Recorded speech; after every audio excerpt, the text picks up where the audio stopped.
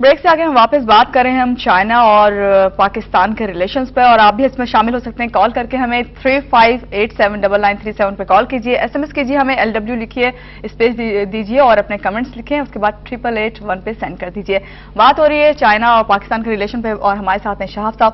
شہاب صاحب، بات کروں گی گھڑی گھڑی میں اپنے جو ہے دوست ملک چائنا کی تو بات کر ہی رہی ہوں، لیکن ساتھ ساتھ میں گھڑی گھڑی انڈیا کا اس لیے ذکر کر رہی ہوں کہ یہ بات سامنے اس لیے آ رہی ہے کہ ہمارا جو ٹارگٹ رکھا گیا ہے وہ 15 ارب کہتے ہیں کہ ڈالر کے قریب ہے اگلے 5 سال میں جو ہے، اور جو ابھی ہم ذکر کریں اس کا کہ انڈیا کا، تو وہی ہم نے جو ذکر کیا تھا شروع میں کہ وہ 100 تک ان کا پہنچ جائے گا۔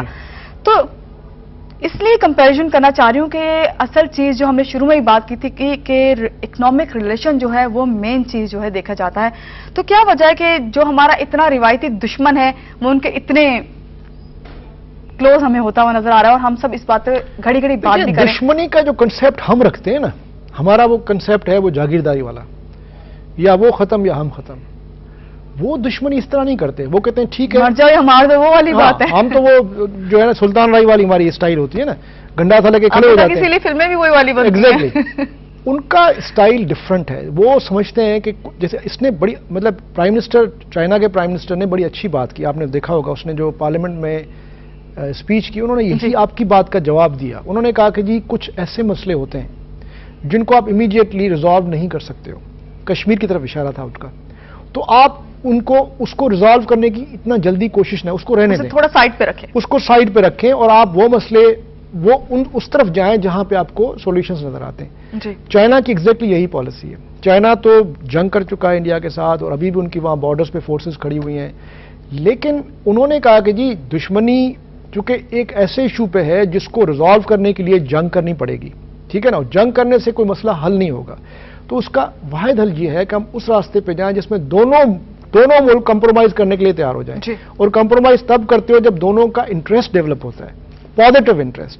اب انڈیا کو بھی $100 بلین کا ٹریڈ نظر آ رہا ہے، چائنا کو بھی، اور دونوں جائنٹ پاپولیشن دیکھیں آپ دونوں کی، مور دین 1 بلین پیپل۔ اب اتنے بڑے دو ہیوج ہرکولس کنٹریز جو ہے، اگر وہ آپس میں جو ہے ہر وقت جو ہے وہ ایک اینیمیٹی والی ان کی رہے گی، بیہیویئر رہے گا، تو یقیناً ان کو خرچہ کرنا پڑے گا ڈیفنس پہ۔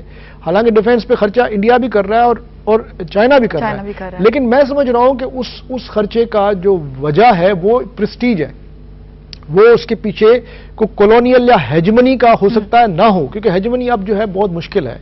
چھوٹے سے چھوٹا ملک جو ہے نا، کیوبا جتنا چھوٹا ملک بھی ہے، اس پہ بھی امریکہ ہیجمنی نہیں کر سکا 60-50 سال کے عرصے میں بھی۔ تو اب اس ماڈرن ورلڈ میں آپ فزیکلی کسی ملک پہ قبضہ نہیں کر سکتے، فزیکلی آپ ہیجمنی اس پہ، ہاں آپ through trade, through commerce, through efficient economy آپ اپنا ہاتھ اوپر لے کے جا سکتے ہیں۔ ایگزیکٹلی آپ یہاں پہ ہم بات کرتے ہیں، آپ سے کالر ہیں ہمارے ساتھ، ریاض ہیں کراچی سے۔ السلام علیکم ریاض۔ وعلیکم السلام، ماشاءاللہ بڑا اچھا پروگرام ہے آپ کا، تھینک یو، تو شکریہ آپ کو اور آپ کے جو مہمان آئے ہوئے ہیں۔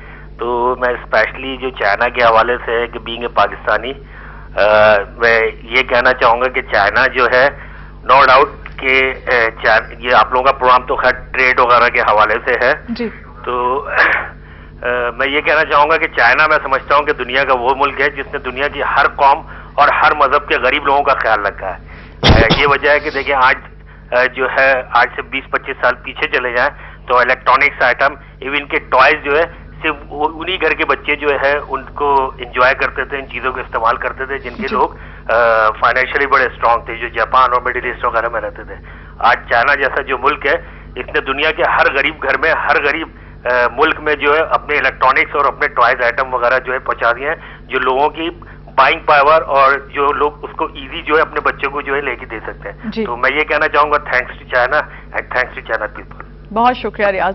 دیکھیں ابھی ریاض نے بھی وہی بات ریاض صاحب نے بالکل صحیح بات کی، ہم لوگوں کے دلوں میں ان لوگوں کے لیے اس قدر ہے کہ دیکھیں بہت اچھی بات کی ہے ریاض نے، کیونکہ دیکھیں بات وہی آ جاتی ہے۔ اب آپ کی یہاں پہ اگر کوئی پوچھے کہ جی پاکستانی اپنی نیشنلزم کیوں نہیں دکھاتے، کیوں نہیں پاکستانی چیزیں خریدتے، ہم چائنیز چیزیں کیوں خریدتے ہیں؟ دیکھا جائے تو چائنیز چیزیں جب سستی آئیں گی تو لوکل انڈسٹری کو نقصان ہوگا، لیکن چونکہ دنیا اس وقت اتنی گلوبلائزڈ اور ایک اسمال ولیج بن گیا ہے، اب میں وہ چیز خریدوں گا جو ڈیوریبل بھی ہو اور یوزفل بھی ہو، اور پرائز بھی میری رینج میں ہو، ٹھیک ہے نا۔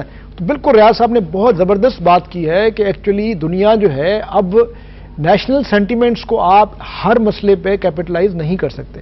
اب آپ کو نیشنل سینٹیمنٹس وہاں چاہیے جہاں پہ آپ ملک کے لیے پروڈکٹیو سورس کے طور پہ استعمال کریں.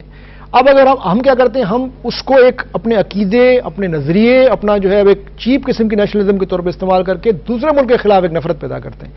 اب وہ زمانہ گزر گیا. لیکن اس وقت اگر بس چلے امریکنز کا کہ وہ چائنا کو ختم کر دیں, کیونکہ امریکہ کی اکانومی جو ہے انہوں نے بالکل ہلا کے رکھ دی ہے. امریکہ ڈیپینڈنٹ ہے پورا. امریکہ دنیا میں سب سے زیادہ مقروض ہے چائنا کا. $1200 بلین کا امریکہ مقروض ہے چائنا کا, $1.2 ٹریلین. یعنی اتنا بڑا اس کا اس وقت جو ہے, یعنی یہ سمجھ لیں کہ اقتصادی حریف ہے. لیکن آپ دیکھیں کبھی بھی انہوں نے یہ زبان استعمال نہیں کی. وہ کہتے ہیں جی کنسٹرکٹیولی انگیج کریں. اب زمانہ آ گیا ہے کہ آپ, میں نہیں کہتا کہ آپ کشمیر کے مسئلے پہ انڈیا کے موقف کے آگے آپ سرنڈر کر جائیں, لیکن کشمیر کے مسئلے کو ہم نے 60 سال ملیٹریلی, پراکسی وارز, پتہ نہیں کیا کیا کسی طریقے سے ہم نے وائلنٹ طریقے سے ریزالو کرنے کی کوشش کی. وہ انڈیا بھی فیل گیا, ہم بھی فیل گئے. اور ہم نے یہی دیکھا کہ جب بھی ہم نے انڈیا سے بات کیا, کوئی بھی مذاکرات ہوئے, وہ کشمیر کو لے کر ہی ہوئے. اور جو ہمیشہ جو ہے کہ یہاں پہ بھی ایک رائٹسٹ لابی بیٹھی ہوئی ہے, یہاں پہ بھی ایک رائٹسٹ لابی بیٹھی ہے جس کا کھانا پینا گزر سفر ہے ہی جو ہے جھگڑے پہ. ٹھیک ہے نا, وہ چاہتے ہیں کہ وار ہو تو یہ جو وار اکانومی ہے اس کا ان کو فائدہ پہنچتا ہے, پھر اس سے اس کو پولیٹیکل انفلوئنس بھی مل جاتا ہے. انڈیا میں بھی ایک لابی بیٹھی ہوئی ہے رائٹسٹ کی, وہ بھی کہتے ہیں کہ وارز ہوں اور ہم کو تاکہ نیگیٹو ووٹ ملے. ٹھیک ہے نا, وہ ریلیجس ہیٹریڈ کا. لیکن انڈیا میں ایک چیز انہوں نے کر لی ہے کہ وہاں انہوں نے ڈیموکریسی کو کم از کم اپنی جگہ پہ مضبوط رکھا ہے. تو اگر بی جے پی آ جاتی ہے ایک دفعہ تو بی جے پی کو آپ نکال بھی سکتے ہو. یہاں پہ جب کوئی آ جاتا ہے ڈکٹیٹر عامر, اس کو نکال نہیں سکتے ہو آپ. اور اس کے پاس سوائے یہ جو چیپ نیشنلزم ہے کہ جی پاکستان خطرے میں ہے, اسلام خطرے میں ہے اور انڈیا نے یہ کر دیا, اور بھائی اگر آپ پاکستان کو بچانا ہے تو خدا کے واسطے پاکستان کی اب اکانومی ٹھیک کرو. جی بالکل, لوگوں کو غربت سے نکالو. اور آپ کے اسی نوٹ پہ میں کہوں گی آپ کو شکریہ, کہ بہت شکریہ کہ آپ شہاب صاحب ہمارے پروگرام میں اور اتنی اچھی آپ نے باتیں کی, اور آپ نے وہ باتیں کی جس سے یقیناً ہمیں بھی ہیلپ ملی ہے سمجھنے میں کہ واقعی یہ ریلیشن جو ہے کس حد تک جا سکتے ہیں. یہاں پہ آپ لوگوں سے کہوں گی کہ آج ہم نے پاک چائنا روابط پہ جب بات کی ہے تو ہمیں یہ خواہش رکھنی چاہیے کہ چین کے وزیر اعظم جو بھی حالیہ دورے میں معاہدے کر کے گئے ہیں ان پر عمل درآمد بھی ہو. اسی بات کے ساتھ میں کہوں گی کہ مہنور سید کو دیجیے اجازت, لیکن آپ ہمیں فیس بک پہ جوائن کر سکتے ہیں. ہمارا پیج ہے فیس بک پہ لائیو وائر, اس پہ آپ یہ پروگرام دیکھ سکتے ہیں. ساتھ ساتھ آپ ہمیں میل کر سکتے ہیں livewire@businessplus.tv پہ. اسی بات کے ساتھ مہنور سید کو دیجیے اجازت. اللہ حافظ.